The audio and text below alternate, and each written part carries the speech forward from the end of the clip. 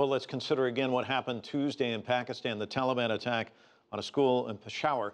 Some say it's evidence that schools are becoming the next battleground for terror groups. So what can be done about it, and why is it happening? I'm joined now by Anwar Iqbal. He's an award-winning journalist who currently works as the Washington bureau chief of Pakistan's most read English daily, The Dawn. My sympathies go to you and to everyone from Pakistan. Devastating, isn't it? Very sad. I'm just coming from a condolence meeting here, and people were crying. They just broke out in tears. What can be done with these soft targets to make these kids safe? I think, besides anything and everybody else, I think the Pakistani nation has to make up its mind that these are their enemies, period. And these are the people we need to eliminate. There should be no tolerance, zero tolerance for them.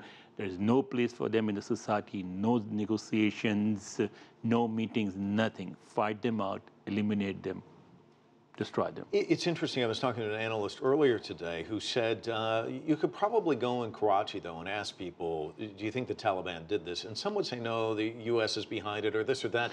And I bring that up only because we look at Malala Yousafzai, and around the world, she's so well respected, this young woman, remarkable. And yet in Pakistan, there are a lot of people who are against her. So talk to me about public opinion. How do you shift that? How do you change that? Because what you're saying makes sense, and yet it's not easy, is it? I think this particular incident will change it. I mean, already, you see, many people, I would say the majority is against them.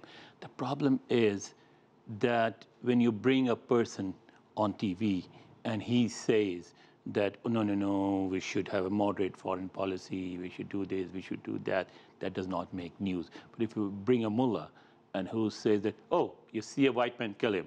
If you see a child, forcibly marry her. Now, those in the studio, they laugh at what he says, but it looks interesting on the screen. And this is where the Pakistani media needs to grow up. That the media is free. We have like 50+ channels, and there's a cutthroat competition. So they bring all these fools on TV screens, and they make them say whatever they want to say. And that is there. And then, of course, there is in the society sort of, if you have a beard, if you say your prayers, if you fast, people see you as pious, okay? And they said, okay, well, whatever, he may have problems with the West, but he's a pious man. What I argue is that when you hire a driver, you don't look for a pious man only. You need to look for somebody who can drive your car. So here, if you want a mullah to come and comment on TV, if you want a mullah to come and run the country, if you want a mullah to come and participate in the election, then you look for a person who is capable of doing these things rather than just being pious or whatever. That's neither here nor there. Let me ask you about children in general in Pakistan. The fact that these were children basically of military folks. You would think that that is also a misconception. I mean, yes, there are mostly military people who send their kids to an army public school, but army public school is for soldiers or non-commissioned officers and civilians. So there were a lot of civilians too. These are not army officers. These were children of lower middle class people, poor people.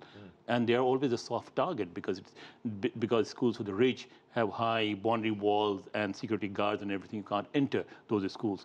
But these schools are easier to target. What can be done to make them safer for these kids? Because undoubtedly there have to be a lot of people in Pakistan today saying, do I want to send my kids to school? Increase the security, fight them out, and I'm very much against censorship as a journalist, but I think we ought to follow what they do in the Arab countries, which is the mullah should be given a written copy of the sermon that they can read after the Friday prayer, before the Friday prayers, because now they're free to do whatever they want, and they talk a lot of rubbish.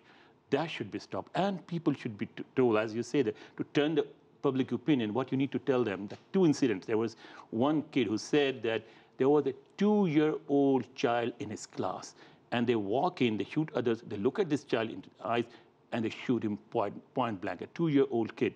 Then they catch hold of the principal and burn her alive. They sprinkle gasoline on her and burn her alive before her students. Now, if you tell people what happened, if you share your grievances, if you share the suffering of these people, I'm sure this will turn the public opinion against the mullah. You think it's a watershed moment for Pakistan? I think it is. It is. If not now, never. That will be the end of the country, end of the state. Well, thank you so much for coming in and sharing your thoughts. And again, our thoughts go out to you from around the world. Thank you.